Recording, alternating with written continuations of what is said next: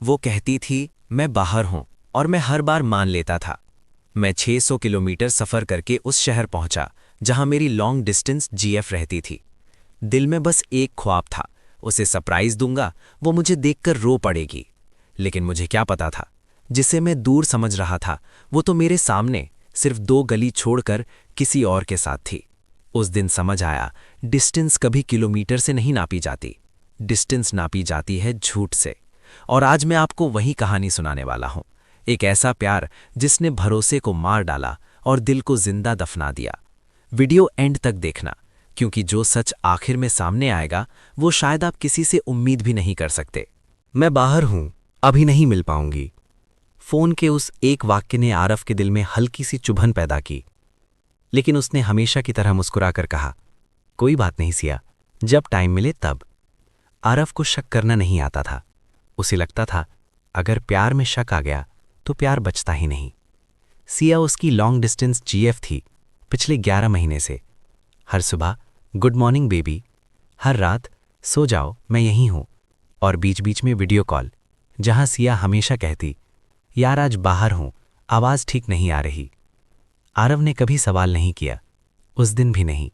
जब सिया ने फिर कहा, आज भी बाहर हूं आरव, बहुत थक गई हूं। लेकिन उस रात आरव सो नहीं पाया। उसने मोबाइल उठाया, व्हाट्सएप खोला। सिया ऑनलाइन थी, लेकिन उसका आखिरी मैसेज 3 घंटे पहले का था। ऑनलाइन होकर भी बात नहीं। ये सवाल पहली बार आरव के दिल में चुपचाप उतर गया। अगली सुबह आरव ने एक फैसला कर लिया, बिना बताए ही मिलने का। वो चाहता था सिया को सरप्राइज देना। सोच रहा था वो उसे देखकर खुश हो जाएगी, शायद रो पड़े, शायद बोले, तुम सच में आ गए। 600 किलोमीटर का सफर था। ट्रेन की खिड़की से बाहर देखते हुए आरव हर 20 मिनट में सिया की डीपी खोलता। वही मुस्कान, वही मासूम चेहरा। इतनी प्यारी लड़की झूठ क्यों बोलेगी, उसने खुद को समझाया। शाम के 6 बज चुके थे। आरव सिया के शहर पहुंच चुका था, पहली बार। वो शहर जिसे वो सिर्फ वीडियो कॉल में देखता था। उसने सिया को कॉल किया, रिंग गई, कट गई, फिर मैसेज आया, सॉरी यार, बाहर हूं, नेटवर्क इशू है। आरव मुस्कुरा दिया, कोई बात नहीं, उसने खुद से कहा। उसने एक ऑटो रोका, भैया XYZ कॉलोनी चलोगे? ऑटो ड्राइवर रमेश ने आईने से देखा, XYZ, वहां तो हर गली एक जैसी है बाबू। आरव हंसा, हाँ मेरी जीएफ वहीं रहती है। रमेश कुछ सेकंड चुप रहा, फिर बोला, जीएफ? हाँ, आरव ने गर्व से कहा। ऑटो आगे बढ़ गया। रास्ते में आरव ने फिर कॉल किया। इस बार सिया ने उठाया, हाँ आरव, बोलो जल्दी, मैं बाहर हूं। उसकी आवाज में अजीब सी घबराहट थी। कहाँ बाहर? आरव ने हल्के से पूछा। बस दोस्त के साथ। दोस्त? आरव ने कभी सिया को किसी दोस्त का नाम लेते नहीं सुना था। किस दोस्त? उसने पूछा। सिया कुछ सेकंड चुप रही। यार आरव, इतने सवाल क्यों पूछ रहे हो? फोन कट गया। ऑटो अचानक धीमा हुआ। लो बाबू, XYZ कॉलोनी आ गई। आरव ने उतरते हुए सिया को मैसेज किया, मैं शहर आ गया हूं, स्माइली सीन। लेकिन कोई रिप्लाई नहीं। तभी रमेश बोला, बाबू अगर बुरा ना लगे तो एक बात पूछूं? पूछिए। आपकी जीएफ, क्या वो यहीं रहती है, गली नंबर 4 में? आरव चौंक गया। हाँ, आपको कैसे पता? रमेश ने हल्की सांस ली। अरे बाबू, मैं रोज छोड़ता हूं उसे, शाम को। आरव का दिल 1 सेकंड के लिए रुक गया। किसे? उसकी आवाज कांप गई। रमेश ने सामने इशारा किया, वहीं, सिर्फ 2 गली छोड़कर। आरव ने उधर देखा। उसी पल उसके फोन पर सिया का मैसेज आया, आरव आज सच में मत आना, मैं बाहर हूं। आरव के हाथ कांप रहे थे। अगर वो बाहर है तो ये शहर, ये गली, ये 2 गली का फासला क्या है? आरव वहीं खड़ा रह गया। फोन उसके हाथ में था। स्क्रीन पर सिया का मैसेज चमक रहा था, मैं बाहर हूं। और सामने, सिर्फ 2 गली दूर, XYZ कॉलोनी की वही संकरी सड़कें। उसने धीरे से रमेश की तरफ देखा। आप रोज छोड़ते हो? रमेश ने गाड़ी बंद कर दी। उसकी आवाज अब हल्की नहीं थी। हाँ बाबू, रोज नहीं पर अक्सर। आरव की सांसें तेज हो गईं। किसके साथ? उसने पूछा। रमेश ने इधर उधर देखा, जैसे कोई सुन ना ले। एक लड़का है, लंबा, थोड़ा रफ सा। नाम शायद कबीर। ये नाम आरव ने पहले कभी नहीं सुना था। उसके दिमाग में सिया की आवाज़ गूंजने लगी। मैं बाहर हूं, दोस्त के साथ। कौन सा दोस्त? आरव ने खुद से पूछा। रमेश पैसे लेते हुए बोला, बाबू, मैं ज़्यादा नहीं जानता, पर वो लड़की, वो रोज़ यहीं उतरती है। आरव ने बिना कुछ कहे पैसे थमा दिए। ऑटो चला गया। अब वहां सिर्फ आरव था और उसका दिल, जो बुरी तरह धड़क रहा था। उसने सिया को कॉल किया। 1 रिंग, 2 रिंग। आरव, अभी नहीं बोल सकती, सिया ने तेज आवाज में कहा। मैं तुम्हारे शहर में हूं, आरव ने सीधा कहा। पूरी लाइन पर सन्नाटा छा गया। क्या? सिया की आवाज कांप गई। हां, आरव ने कहा, XYZ कॉलोनी, तुम्हारी गली के पास। कुछ सेकंड बाद सिया ने कहा, तुम मजाक कर रहे हो? नहीं, आरव बोला, मैं सच में यहां हूं। फोन कट गया। आरव का दिल बैठ सा गया। अगर वो बाहर है तो फोन क्यों काटा? उसने व्हाट्सएप खोला। सिया ऑफलाइन थी। आरव ने धीरे धीरे कॉलोनी में कदम रखा। हर घर एक जैसा, हर गली एक जैसी, लेकिन हर कदम के साथ उसका दिल और भारी होता जा रहा था। तभी सामने से एक लड़की आती दिखी। मीरा। Excuse me? आरव ने पूछा। सिया शर्मा यही रहती है? मीरा 1 सेकंड के लिए रुकी, फिर बोली, आप कौन? मैं उसका बॉयफ्रेंड हूं, आरव ने कहा। मीरा की आंखों में एक अजीब सा डर उतर आया। आप यहीं रुको, कहकर वो तेजी से आगे बढ़ गई। रुको? क्यों? आरव को कुछ गलत लगने लगा। 2 मिनट बाद मीरा वापस आई। उसके पीछे कोई और नहीं था। वो बाहर गई है, मीरा ने जल्दी में कहा। कब? आरव ने पूछा। अभी अभी। किसके साथ? आरव ने जोर देकर पूछा। मीरा ने नजरें झुका ली। आपको नहीं पता? उसने धीमी आवाज में कहा। क्या? मीरा ने होंठ काटे। वो कबीर के साथ रहती है। ये शब्द आरव के कानों में हथौड़े की तरह लगे। रहती है? उसकी आवाज फट गई। मतलब, कबीर कौन है? मीरा ने गहरी सांस ली। यहीं, गली नंबर 4, सामने वाला घर। आरव के पैर अपने आप चल पड़े। हर कदम के साथ उसका दिल चिल्ला रहा था, मत जा। लेकिन वो रुका नहीं। गली नंबर 4, वो घर के बाहर एक बाइक खड़ी थी, और उसी पल घर के अंदर से एक हंसी की आवाज आई। सिया की हंसी। वो हंसी जो आरव ने महीनों से सिर्फ कॉल पर सुनी थी। अब बस एक दरवाजे की दूरी पर। उसका हाथ डोरबेल पर गया, और उसी पल उसके फोन पर एक मैसेज आया। आरव, अगर तुम मुझसे प्यार करते हो तो अभी वापस चले जाओ। आरव की आंखें भर आईं। अगर वो बाहर है तो ये हंसी किसकी है? आरव का हाथ डोरबेल पर रुका हुआ था। दिल कह रहा था मत दबा।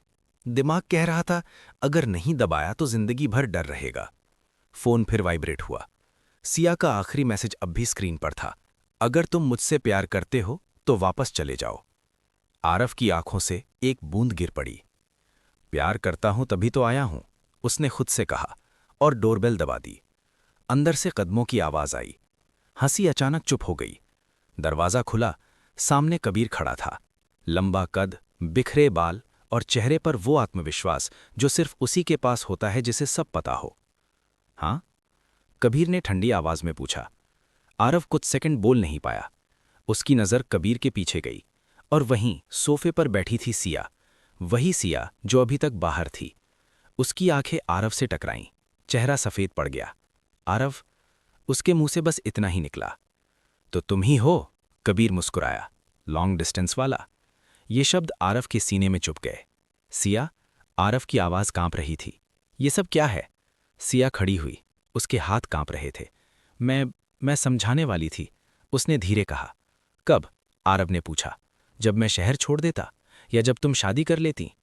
कमरे में एक अजीब सा सन्नाटा छा गया। कबीर हंसा। भाई, उसने आरव के कंधे पर हाथ रखा। तुम बहुत अच्छे हो, पर बहुत लेट। आरव ने उसका हाथ झटक दिया। तो बीच में मत आ, वो पहली बार चिल्लाया। सिया की आंखों से आंसू बहने लगे।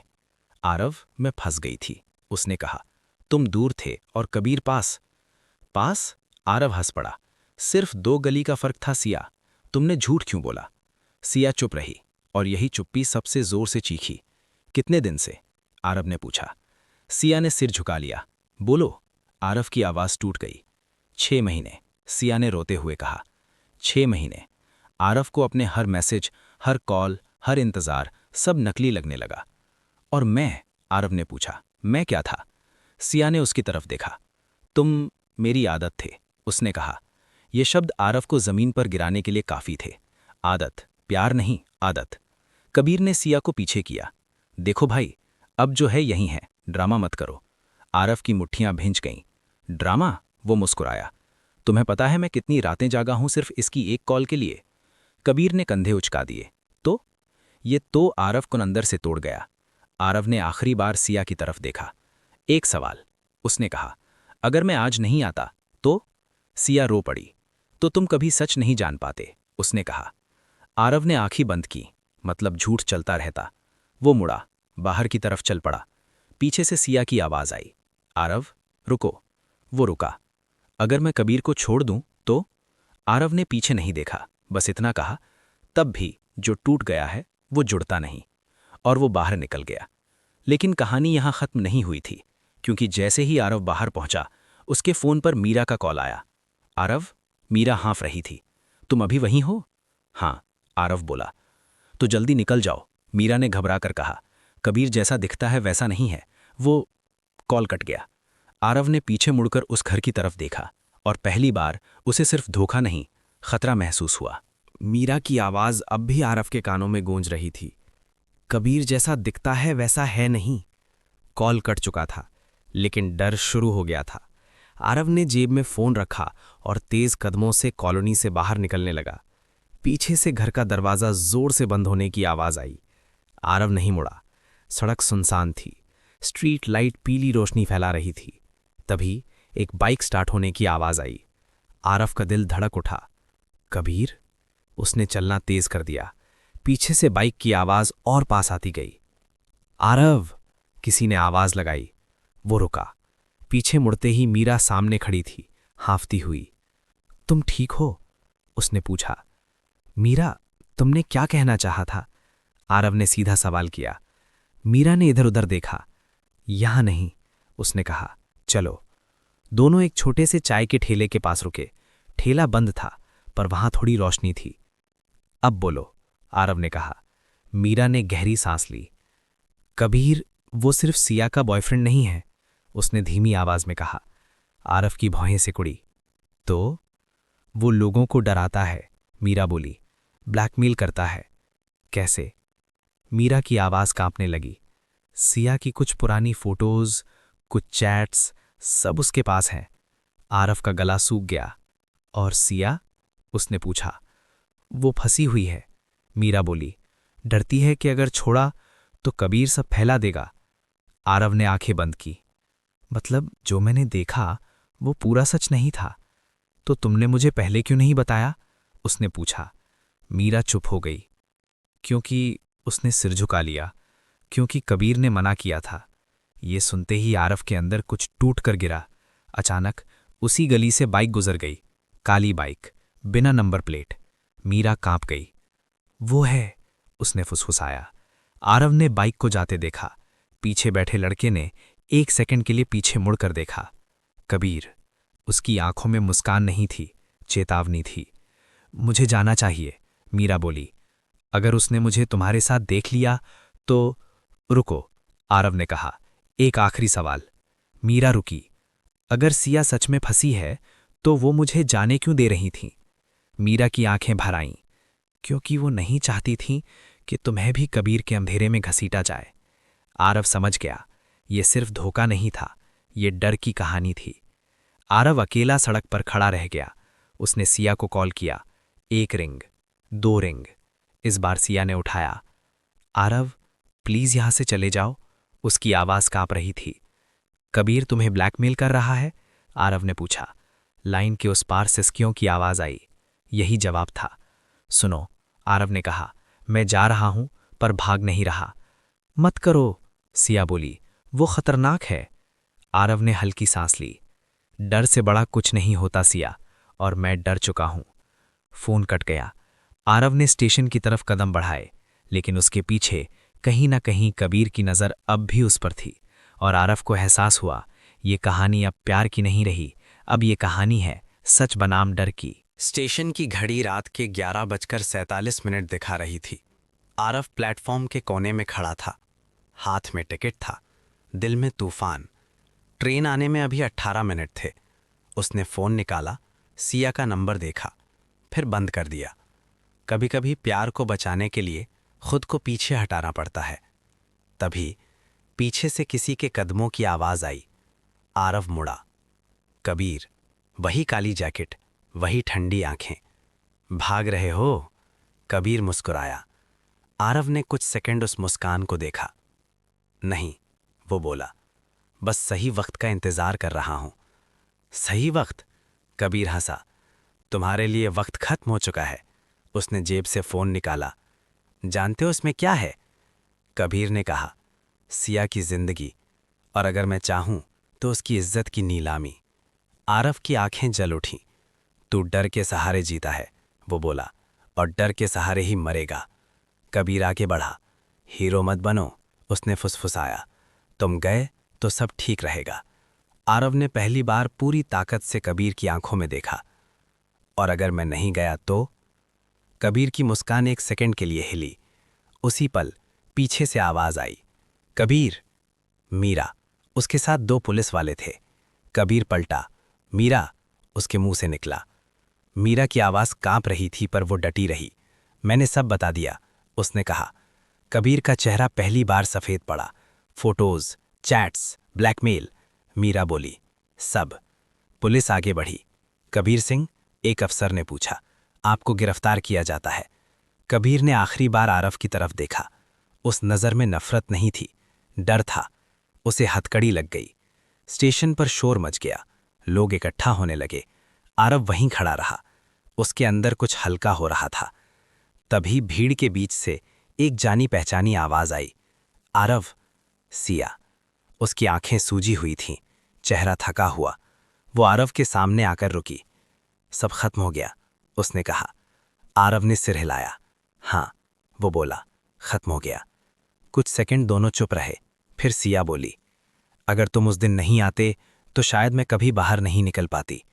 आरव ने उसकी तरफ देखा। और अगर मैं आता और सच नहीं देखता, वो बोला, तो शायद मैं भी जिंदगी भर झूठ में जीता। ट्रेन की सीटी बजी। आखिरी अनाउंसमेंट। सिया ने धीरे से पूछा, तुम जा रहे हो? आरव ने टिकट को देखा, फिर सिया को। हाँ, वो बोला, क्योंकि अब रुकना खुद से धोखा होगा। सिया की आंखों से आंसू गिर पड़े। माफ कर दोगे कभी? आरव ने हल्की मुस्कान दी। माफी नहीं चाहिए सिया, वो बोला, बस सच काफी है।